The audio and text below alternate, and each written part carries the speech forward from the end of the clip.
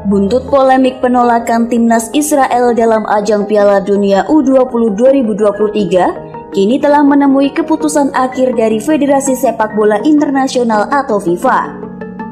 Indonesia harus menelan pil pahit usai dipastikan batal menjadi tuan rumah Piala Dunia U20. Hal ini menyusul keputusan FIFA yang resmi mencabut status Indonesia sebagai tuan rumah Piala Dunia U20 2023.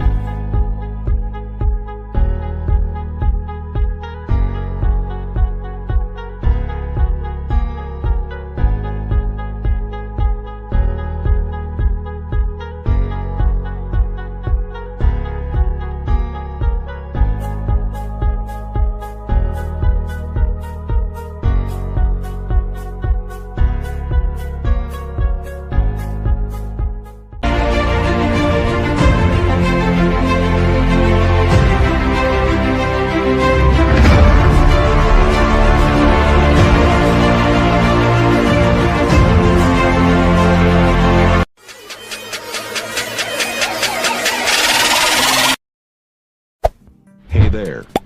Subscribe to my channel. And also press this bell icon. Saudara-saudaraku yang terkasih di dalam Tuhan, dimanapun Anda berada di seluruh Indonesia, di seluruh dunia, bertemu kembali dengan saya Rina Solihin dalam channel Rina Menjawab. Teman-teman, hari ini Indonesia sedang dirundung duka yang sangat-sangat mendalam, teman-teman. Ya, di mana Indonesia gagal menjadi tuan rumah U20, teman-teman ya. Ya, ini adalah buntut dari penolakan Indonesia terhadap Israel. Sebenarnya saya tidak suka mengatasnamakan Indonesia menolak Israel, tidak. Itu hanyalah oknum, teman-teman ya. Itu adalah pekerjaan beberapa oknum saja begitu. Setahu saya ada dua partai politik ya yang menolak Israel, yaitu PKS dan PDIP. Ya, dan ada kepala daerah juga yang menolak, yaitu Gubernur Bali dan Gubernur Jawa Tengah, teman-teman, yaitu Ganjar Pranowo. Nah, yang lain-lain tidak begitu sunter ya diberitakan, tetapi dua partai dan dua tokoh inilah yang booming ya, disorot, teman-teman, yang jelas-jelas menolak kedatangan Israel untuk ikut bertanding ya di Indonesia. Padahal ini adalah hajatnya FIFA, teman-teman, bukan hajatnya Indonesia begitu ya. Ini hajatnya FIFA gitu. Dan kebetulan Indonesia lolos ditunjuk sebagai tuan rumah untuk U20, teman-teman, di tahun 2023 ini. Ini sebenarnya harus kita syukuri. Kenapa? Karena itu juga untuk dapat menjadi tuan rumah itu membutuhkan perjuangan juga yang tidak gampang ya, yang tidak mudah. Harus melalui seleksi-seleksi, teman-teman ya. Seleksi demi seleksi, dan puji Tuhan kita bisa begitu kan menjadi tuan rumah U20. Ini sebenarnya anugerah Tuhan yang harus kita syukuri. Tetapi teman-teman, dasar ya, memang orang bilang bodoh sekali Indonesia ini. Ya, saya setuju jika banyak yang mengatakan gablek, bodoh, tolol Indonesia ini. Ya, benar, teman-teman. Mengapa?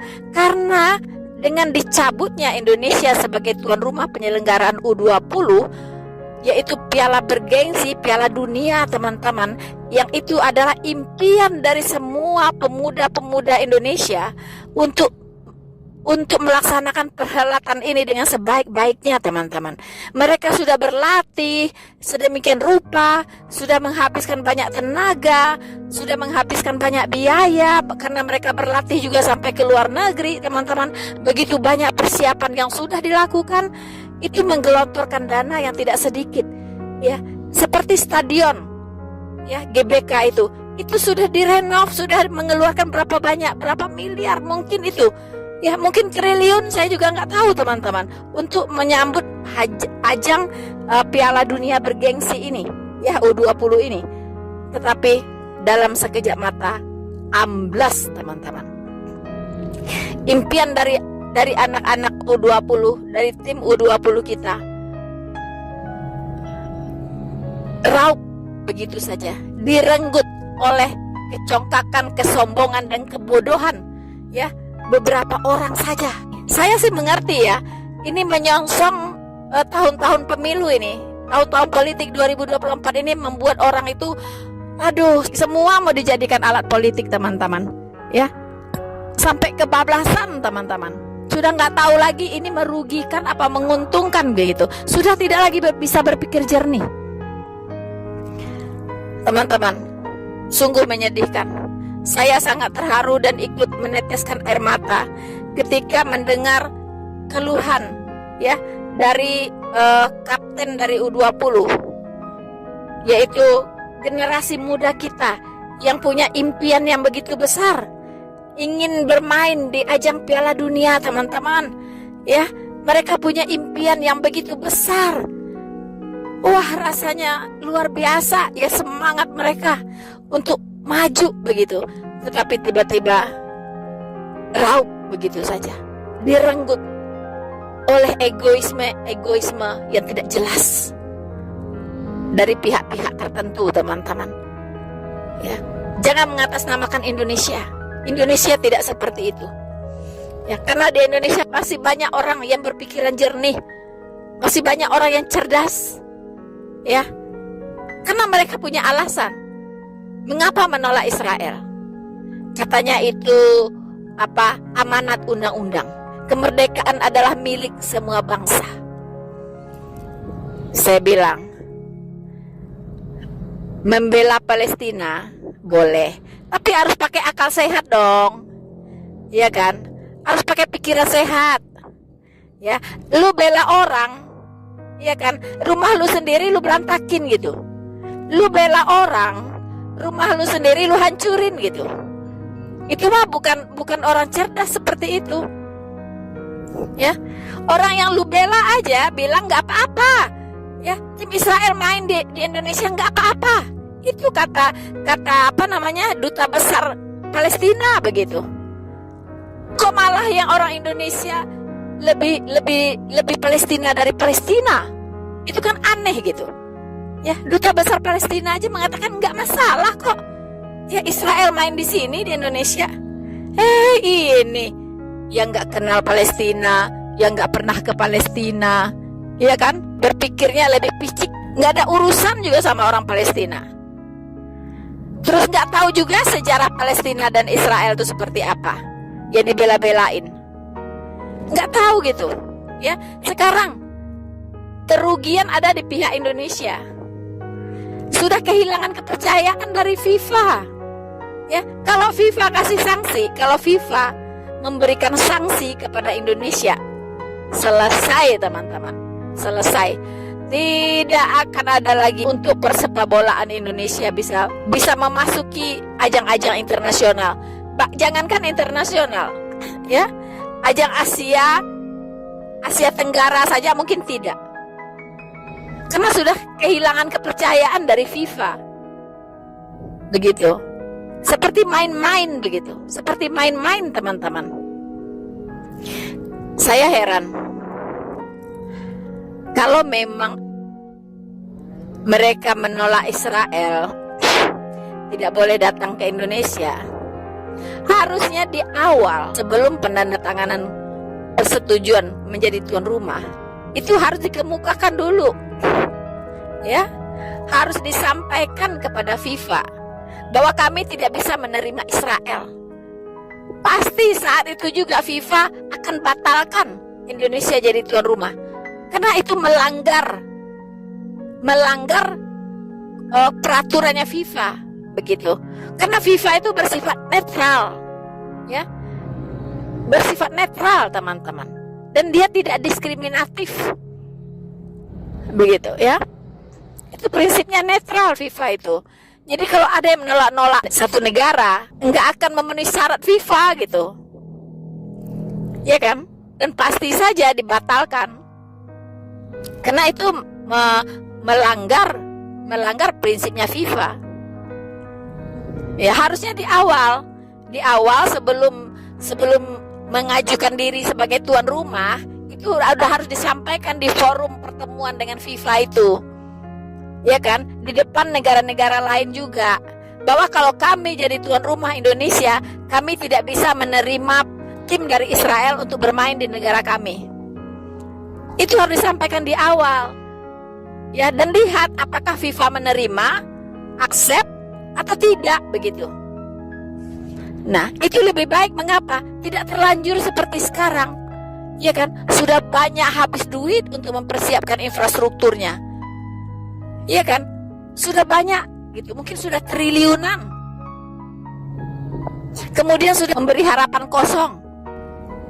Teman-teman, berapa banyak kerugian di pihak Indonesia? Banyak sekali dari sektor ekonominya. Ya kan? Harusnya ajang ini akan mendongkrak perekonomian Indonesia, akan mendongkrak sektor pariwisata Indonesia, akan mendongkrak industri kreatif Indonesia, akan mendongkrak bisnismen baru di Indonesia, dan Indonesia akan banyak mendapatkan relasi-relasi baru sebagai investor untuk menanamkan modalnya di Indonesia, dan Indonesia akan dikenal oleh dunia.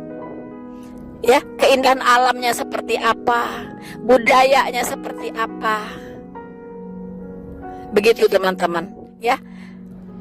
Karena selama ini orang tidak kenal Indonesia di luar sana. Ya.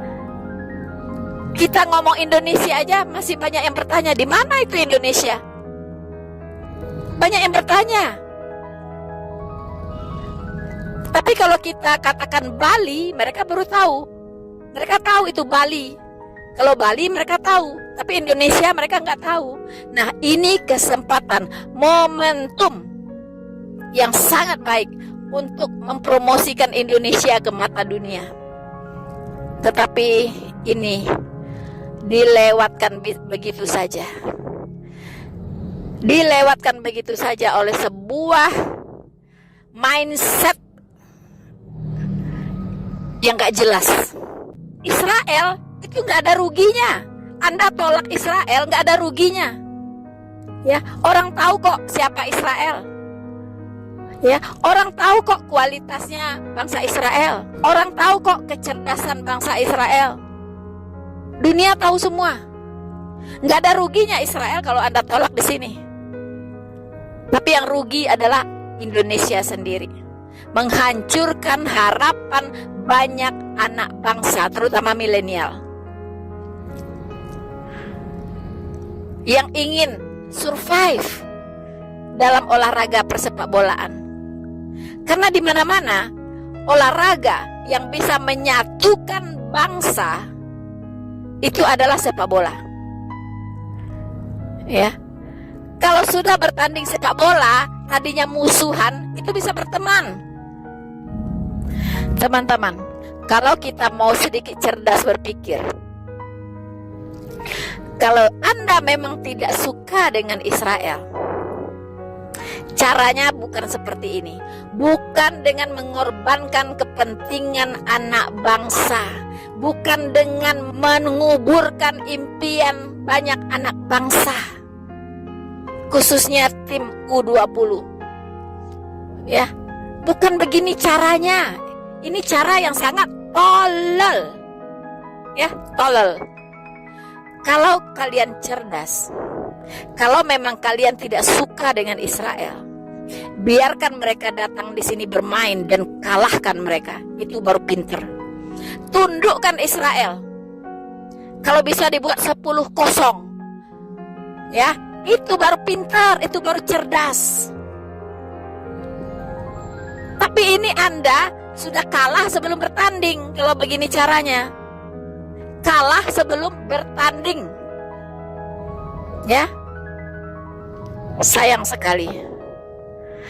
Jadi gregetan, betul jadi gregetan melihat sikap ya yang dipertontonkan di dunia oleh Indonesia saat ini. Bodoh sekali. Bodoh. Saudara-saudaraku yang terkasih di dalam Tuhan, dalam kesempatan ini saya ingin sedikit memberikan pencerahan kepada orang-orang Indonesia yang masih buta sejarah.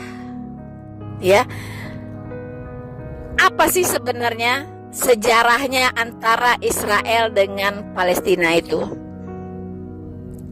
Ya. Karena kalau buta sejarah, akhirnya Anda membenci tanpa alasan. Ya, alasan yang sebenarnya tidak real. Anda hanya tahu Palestina dijajah Israel. Itu yang Anda tahu. Ya. Sekarang banyak permukiman di Palestina, ya kan? Ditutup atau diporak-porandakan, diambil alih oleh Israel. Saya ingin katakan bahwa Israel akan mengambil kembali tanah yang sudah diberikan oleh Allah kepada bangsa Israel sebagai umat pilihannya. Itu Allah sendiri sudah berjanji akan mengembalikan kembali ke pihak Israel. Seperti apa ceritanya? Anda ikuti video ini sampai selesai, dan jangan lupa Anda like, subscribe, dan share video ini seluas-luasnya supaya ada dampak ya untuk mencerdaskan bangsa ini. Saya tidak bicara dari apa yang saya pikirkan, tetapi mari kita lihat apa kata Alkitab. Karena Alkitab mencatat sejarah bangsa Israel yang tidak bisa disangkali. Bahkan seperti apa bangsa Israel nanti, itu sudah dinubuatkan. Jadi kalau Anda membenci bangsa Israel, sia-sia saja. Ya. Sia-sia. Itu hanya akan merugikan diri sendiri. Seperti yang terjadi hari ini, bahwa Israel mengambil alih beberapa wilayah di Palestina. Itu memang sudah dinubuatkan seperti itu. Mereka akan kembali ke tanah mereka, dan mereka akan mendiami kembali tanah yang sudah diberikan kepada nenek moyang mereka. Ya, kita boleh terima, boleh tidak, tetapi itulah yang terjadi. Dan semua nubuatan kitab suci pasti digenapi. Jadi jika demikian, alangkah bodohnya kita. Demi bangsa lain, kita menghancurkan bangsa sendiri. Alangkah bodohnya kita. Hey there. Subscribe to my channel. And also press this bell icon. Teman-teman, hari ini saya terpanggil untuk membuat sebuah video untuk teman-teman semua, di mana saya banyak ditanya teman-teman, ya, bagaimana saya bisa menjelaskan berita yang viral ya teman-teman, yaitu bahwa bangsa Israel adalah umat pilihan Allah. Jadi mungkin teman-teman yang non-Kristen cukup bertanya-tanya dengan pernyataan ini teman-teman. Karena memang di dalam kitab mereka itu tidak pernah tertulis bahwa bangsa Israel itu adalah umat pilihan Allah, umat kesayangan Allah.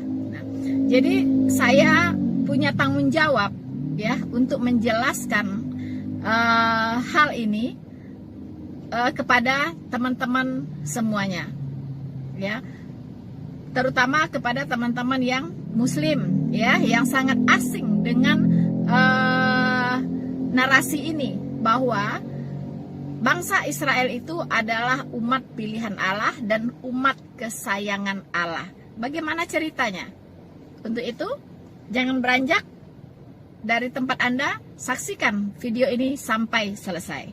Tapi teman-teman, jangan lupa untuk subscribe, ya, subscribe, like, dan share video ini, karena ini adalah bentuk dukungan dari teman-teman semuanya agar channel penginjilan ini bisa berkembang, ya, sehingga kebenaran bisa didengarkan oleh semua orang dan mereka mengenal Allah yang benar, mereka bertobat dan diselamatkan. Tanpa dukungan dari teman-teman semua, maka channel penginjilan Noverina Solihin tidak akan bisa berkembang dengan baik. Ya, oke teman-teman, saya sebenarnya sangat sungkan ya untuk meminta Anda supaya mensubscribe ya setiap video saya. Berikan subscribe-nya, like dan komen. Sungkan saya teman-teman, karena saya kira itu sudah harus tergerak dari hati teman-teman sendiri. Jika memang teman-teman ingin mengambil bagian ya, mengambil bagian atau berperan aktif dalam menyebarluaskan Injil ke seluruh dunia ini. Tapi saya mengingatkan kembali, yuk dukung channel penginjilan ini teman-teman, karena ya tidak akan bisa berkembang tanpa dukungan dari teman-teman semua. Oke teman-teman, dan terima kasih untuk bagi Anda yang selalu setia mendukung channel Noverina Solihin. Dan saya percaya Tuhan tidak mau berhutang. Tuhan sangat menghargai ya setiap usaha yang berdampak kepada penyebar luasan Injil. Saudara-saudaraku, teman-temanku yang terkasih di dalam Tuhan, saya ingin mengatakan bahwa jika kita ingin mengenal Allah yang benar, maka pandanglah kepada sejarah bangsa Israel. Tidak ada cara lain. Tidak ada teman-teman. Ya, karena Allah menyatakan dirinya itu kepada bangsa Israel. Ya, melalui bangsa Israel menyatakan ya, Allah menyatakan siapa dirinya. Kemudian melalui bangsa Israel Allah menyatakan betapa besar kasih anugerahnya. Melalui bangsa Israel juga Allah menyatakan betapa murkanya dia, betapa marahnya dia ketika manusia ini tidak mendengarkan segala perintah-perintahnya. Ya, betapa murkanya Allah ketika manusia-manusia ini meninggalkan Sang Penciptanya. Betapa murkanya Allah ketika manusia ini tidak setia. Kemudian teman-teman, kepada bangsa Israel juga Allah menyatakan kuasa-kuasanya. Saudara-saudaraku yang terkasih di dalam Tuhan, kita tahu bagaimana kuasa-kuasa Allah dinyatakan untuk membebaskan umat kesayangannya ini teman-teman dari penjajahan, dari perbudakan di Mesir.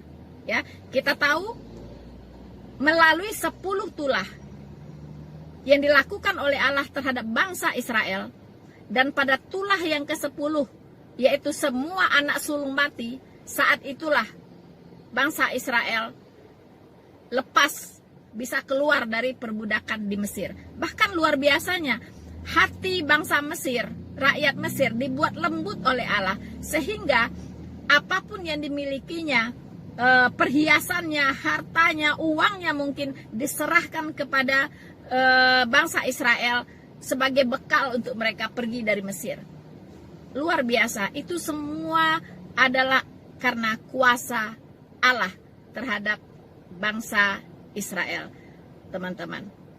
Dan kita tahu di dalam perjalanan pulang ke tanah perjanjian di bawah pimpinan Musa dan Harun, bangsa Israel pun sempat membelakangi Allah, teman-teman.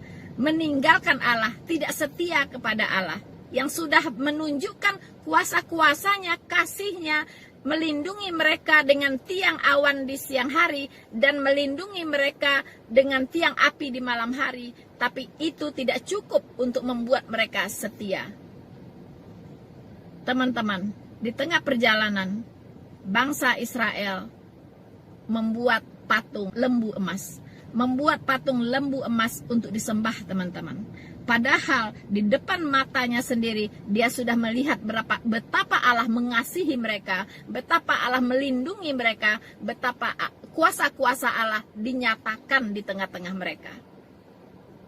Jadi tidak salah kalau bangsa Israel disebut sebagai bangsa yang tegar tengkuk. Tetapi teman-teman, itu tidak mengurangi kasih Allah kepada mereka. Itulah biasanya. Itulah luar biasanya. Mengapa teman-teman? Karena Allah itu setia dengan janji-janjinya. Teman-teman, semua itu ya, yaitu kasihnya, murkanya, kuasa-kuasanya, otoritasnya, dan kesetiaannya dinyatakan di dalam perjalanan panjang kehidupan kerohanian bangsa Israel. Kalau kita bicara tentang bangsa Israel, teman-teman, sulit rasanya kalau kita tidak berbicara tentang perjalanan rohani bangsa Israel. Ya. Sulit rasanya kalau kita tidak membicarakan fakta-fakta bangsa Israel yang tercatat di dalam Alkitab. Ya, jadi kalau ada yang menghimbau, jangan bicara dari sisi agama, cukup bicara dari sisi sejarahnya saja. Tidak bisa, tidak bisa. Seperti apapun kita berbicara tentang sejarah bangsa Israel, pasti lari-larinya lagi ke dalam Alkitab, teman-teman. Ya, pasti ujung-ujungnya larinya ke dalam Alkitab. Tidak bisa menghindar. Ya, kita tidak bisa menghindar dari kita tidak bisa menghindar dari fakta-fakta ya perjalanan bangsa Israel di Alkitab. Teman-teman, khususnya dalam perjalanan kehidupan rohani bangsa Israel. Karena semua apa yang terjadi dengan bangsa Israel dulu dan hari ini bersumber dan bermuara kepada hal-hal rohani. Ya. Saya ulangi, semua yang dialami oleh bangsa Israel dahulu dan hari ini semua bersumber dan bermuara kepada hal-hal rohani. Makanya saya katakan sulit untuk kita memisahkan antara sejarah bangsa Israel dengan Alkitab. Tidak bisa. Ya, itu sejalan, teman-teman. Teman-teman boleh lihat, ya. Ketika orang berusaha berbicara fokus kepada sejarah bangsa Israel, pasti sengaja atau tidak sengaja akan mengutip-ngutip ayat yang berbicara di Alkitab tentang bangsa Israel. Ya, jadi tidak bisa dipisahkan antara sejarah bangsa Israel dengan Alkitab. Teman-teman, sebagai seorang apologet Kristen, tentunya ketika saya membicarakan bangsa Israel, landasan atau standar yang saya pakai itu adalah Alkitab. Ya, bukan yang lain. Dalam kesempatan ini, saya akan memfokuskan untuk menjawab satu pertanyaan dari banyak teman-teman, yaitu apa maksudnya bahwa bangsa Israel itu adalah umat pilihan Allah. Bagaimana saya bisa menjelaskannya, teman-teman? Teman-temanku yang terkasih di dalam Tuhan, bukan saya yang menjelaskannya, tetapi biarlah Alkitab, firman Tuhan sendiri yang akan menjelaskannya kepada teman-teman. Ada beberapa fakta tentang Israel menurut Alkitab, tapi dalam kesempatan ini saya hanya akan berbicara satu saja, ya. Yang lainnya next video, teman-teman. Ya, yaitu fakta bahwa bangsa Israel adalah umat pilihan Allah dan umat kesayangan Allah. Ini fakta yang tidak bisa dibantah oleh siapapun. Karena yang mengatakan ini adalah sumbernya sendiri, yaitu Allah sendiri, teman-teman. Ya, kita akan melihat mengapa bangsa Israel dipilih oleh Allah. Ya, apa tujuannya? Apa program Allah untuk bangsa Israel? Apa misi Allah untuk bangsa Israel, teman-teman? Saya akan membacakan Ulangan 7 benarkah bangsa Israel ini adalah umat pilihan Allah dan umat kesayangan Allah? Baiklah teman-teman, saya akan membacakan Ulangan 7 ayat 6 sampai 9. Benarkah bangsa Israel ini adalah umat pilihan Allah dan umat kesayangan Allah?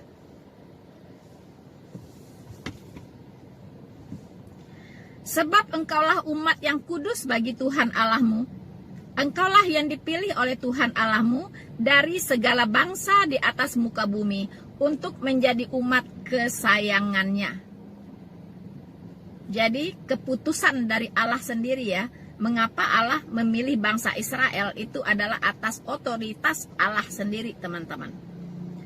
Ayat 7, bukan karena lebih banyak jumlahmu dari bangsa manapun juga, maka hati Tuhan terpikat olehmu dan memilih kamu. Bukankah kamu ini yang paling kecil dari segala bangsa?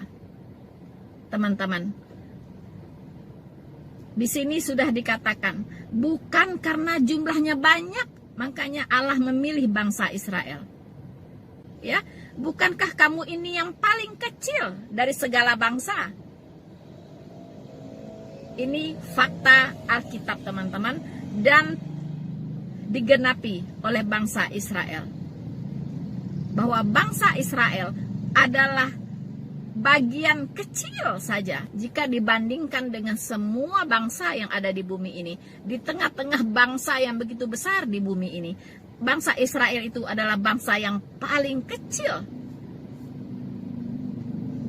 Teman-teman, tetapi karena Tuhan mengasihi kamu dan memegang sumpahnya yang telah diikrarkannya kepada nenek moyangmu, maka Tuhan telah membawa kamu keluar dengan tangan yang kuat dan menebus engkau dari rumah perbudakan, dari tangan Fir'aun, Raja Mesir. Teman-teman, jadi Allah terikat janji dengan nenek moyangnya bangsa Israel. Ya, siapa nenek moyang bangsa Israel? Yaitu Abraham, Ishak, dan Yakub. Janji apa? Yaitu janji berkat, teman-teman. Janji berkat. Janji berkat apa? Semuanya. Janji berkat materi maupun janji berkat non materi, yaitu keselamatan. Teman-teman, kita lanjut. Ayat 9. Sebab itu, haruslah kau ketahui bahwa Tuhan Allahmu, dialah Allah, Allah yang setia, yang memegang perjanjian dan kasih setianya terhadap orang yang kasih kepadanya, dan berpegang pada perintahnya sampai kepada beribu-ribu keturunan.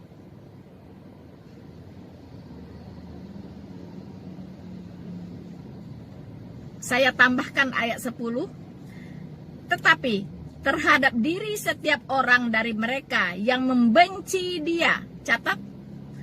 Tetapi terhadap diri setiap orang yang membenci dia, ia melakukan pembalasan dengan membinasakan orang itu. Ia tidak bertangguh terhadap orang yang membenci dia. Ia langsung mengadakan pembalasan terhadap orang itu. Teman-teman, tadi saya katakan bahwa dalam perjalanan kehidupan kerohanian bangsa Israel, kasih Tuhan dinyatakan, kesetiaan Tuhan dinyatakan, tapi murka Tuhan juga dinyatakan. Teman-teman, berkali-kali bangsa Israel dimurkai oleh Tuhan.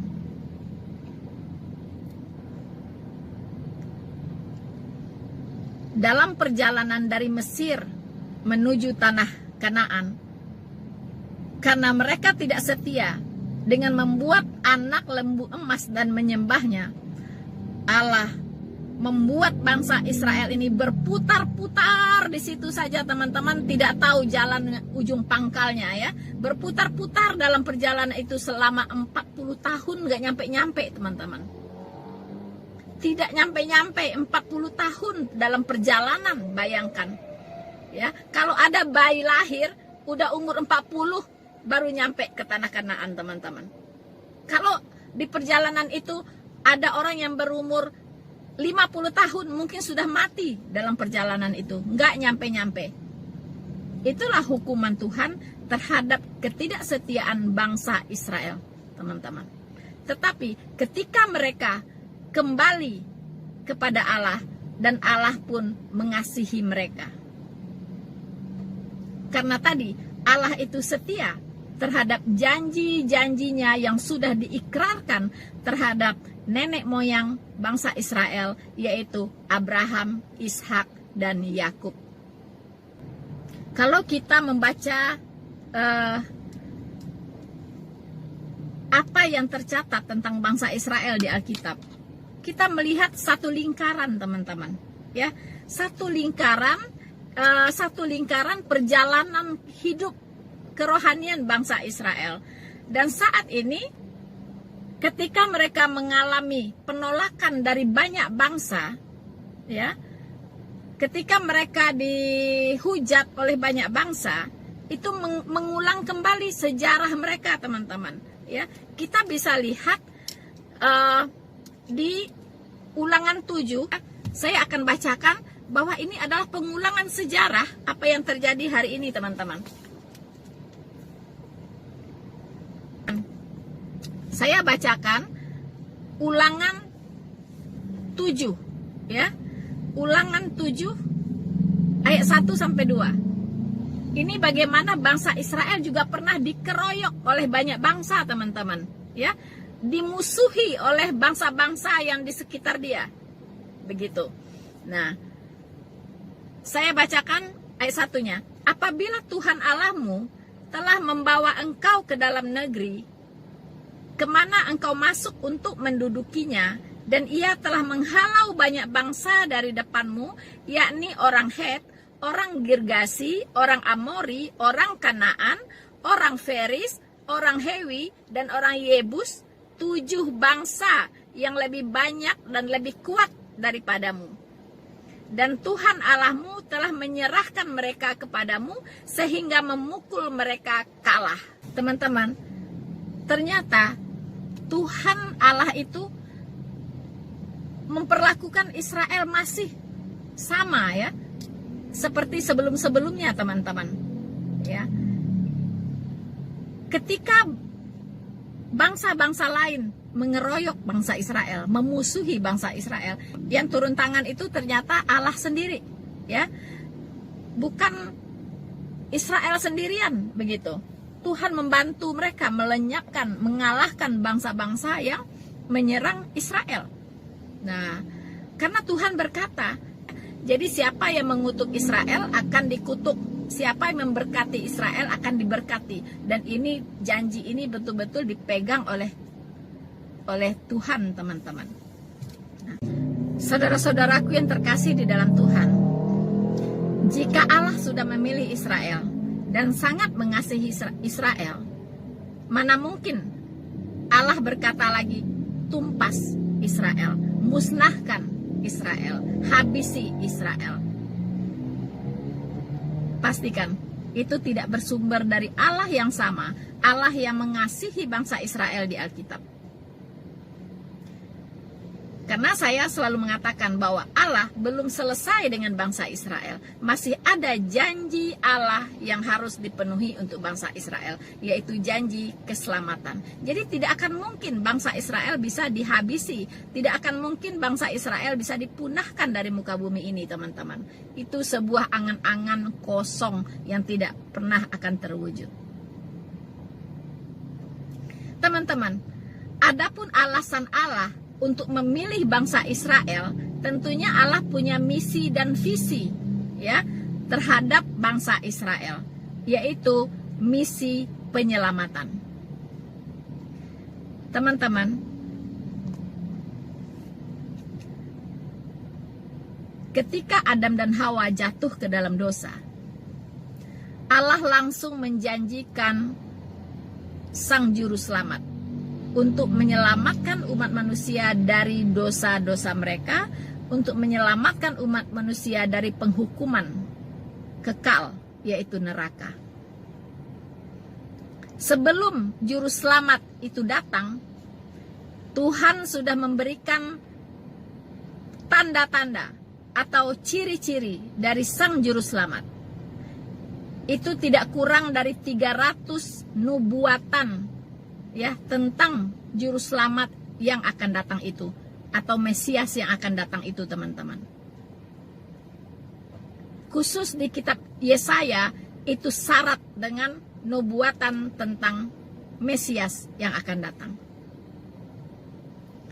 Teman-teman, sebelum Mesias itu datang, bangsa Israel ditetapkan oleh Allah untuk menjadi imam di muka bumi ini, yaitu sebagai tiang penopang dan dasar kebenaran.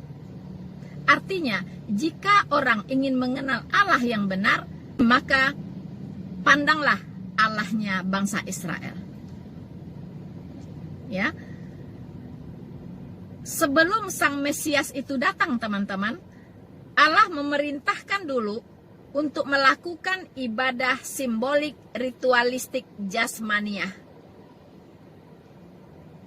yang punya makna mengimani akan Juru Selamat yang dijanjikan tersebut, teman-teman.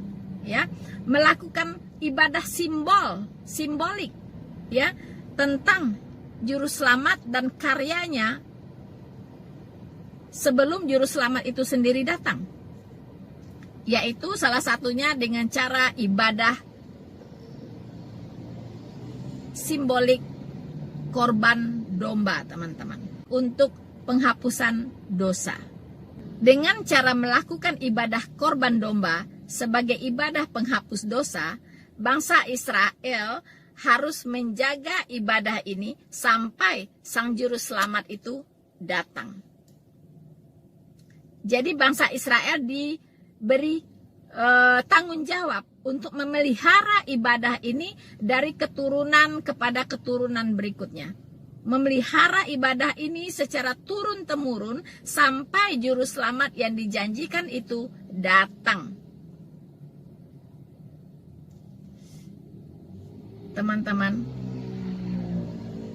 sudah dinubuatkan bahwa Mesias atau Juru Selamat yang dijanjikan itu akan lahir dari keturunan Daud.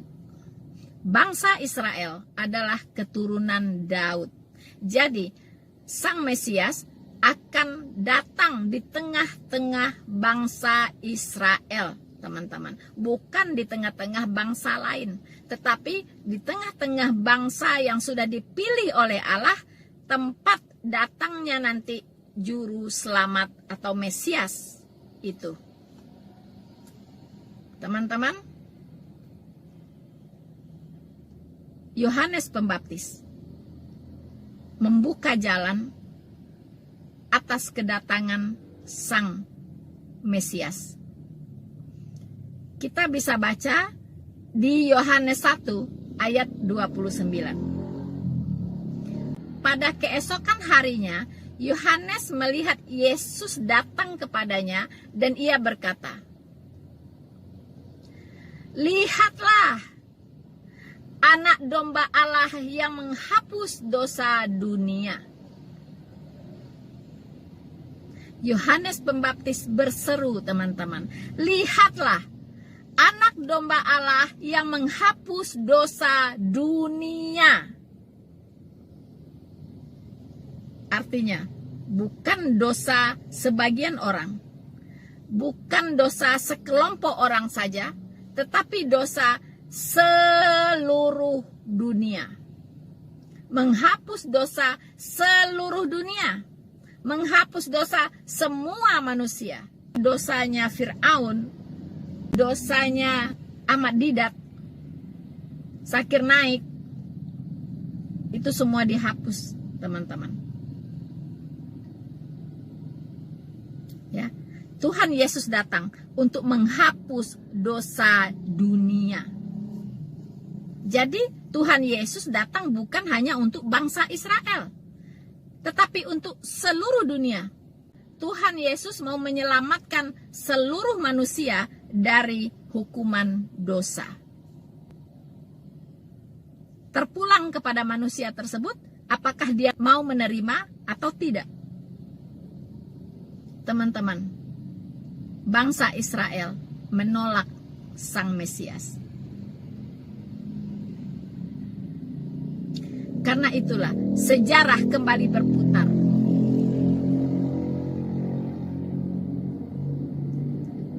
Ketika dia meninggalkan Allah, ketika dia menolak Sang Mesias, hukuman Tuhan berlangsung, teman-teman. Kembali bangsa Israel diserakkan ke seluruh bumi dan dibenci, dianiaya oleh semua bangsa, ditolak oleh semua bangsa. Mereka cukup menderita, tetapi Allah setia. Bangsa Israel kembali dipanggil pulang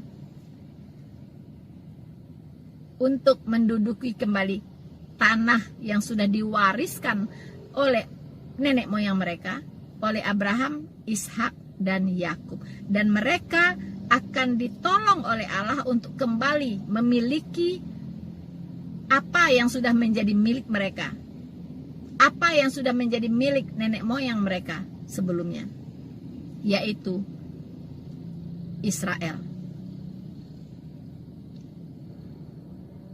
Teman-teman, bangsa Israel belum menerima Sang Mesias.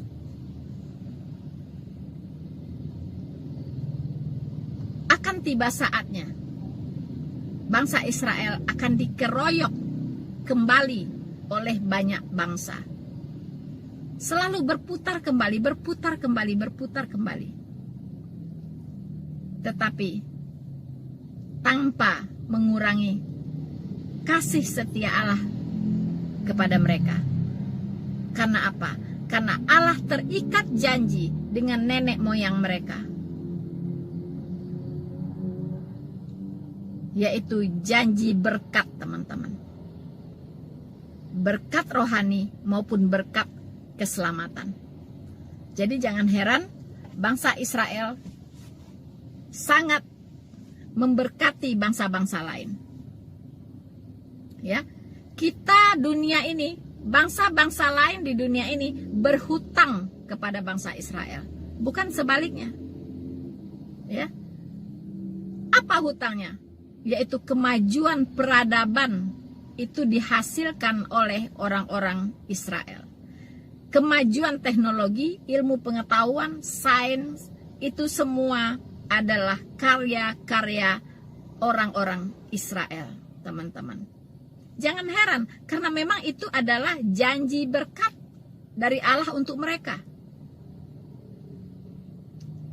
Anda lihat, ya, Israel sudah disulap menjadi negara yang green, teman-teman, yang subur, ya. Teknologi pertaniannya maju luar biasa. Bangsa-bangsa lain kalau mau memiliki teknologi pertanian yang canggih, belajarlah ke Israel. Begitupun dengan teknologi komunikasi, teman-teman. Begitupun dengan teknologi pertahanan, ya, persenjataan.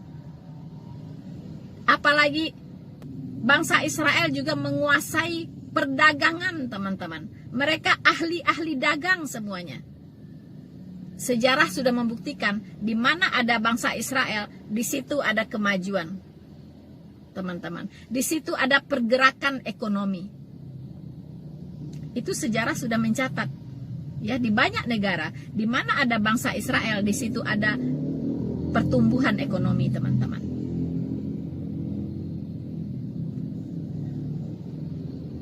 Teman-teman,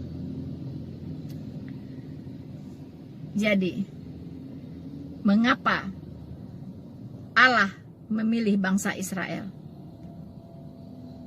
Karena ada misinya, yaitu misi penyelamatan. Ya.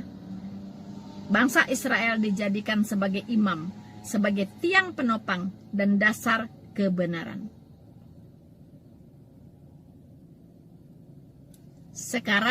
Sekarang bangsa Israel belum menerima Mesias. Karena dia tidak percaya bahwa Mesias akan datang seperti Kristus datang.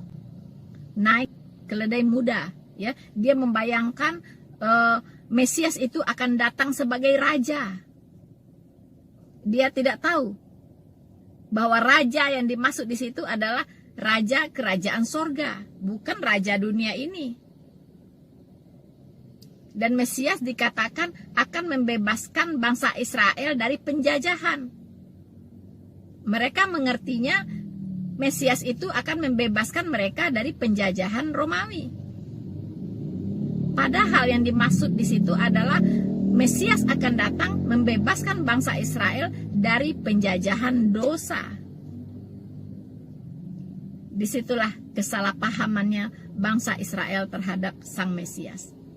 Tapi mereka percaya bahwa Mesias itu ada, teman-teman. Mereka juga beriman kepada Sang Mesias itu.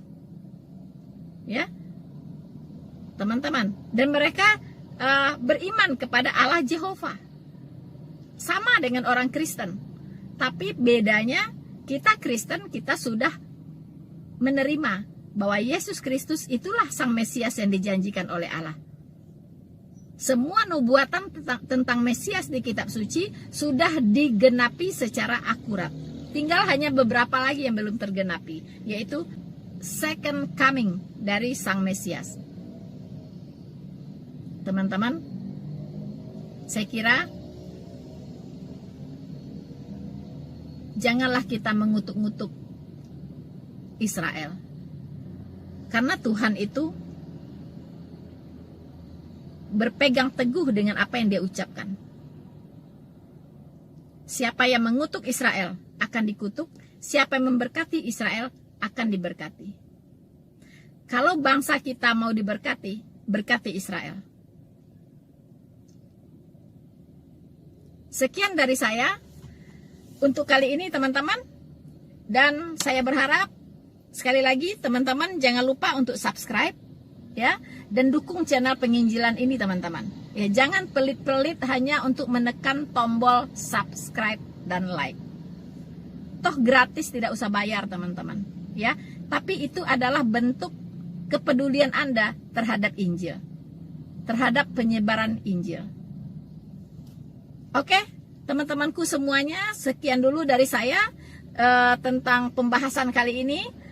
Dan sekali lagi saya katakan, jangan lupa untuk like, subscribe, dan share video ini. Tuhan Yesus memberkati kita semua. Semakin diserang, semakin terang benderang. Maranatha.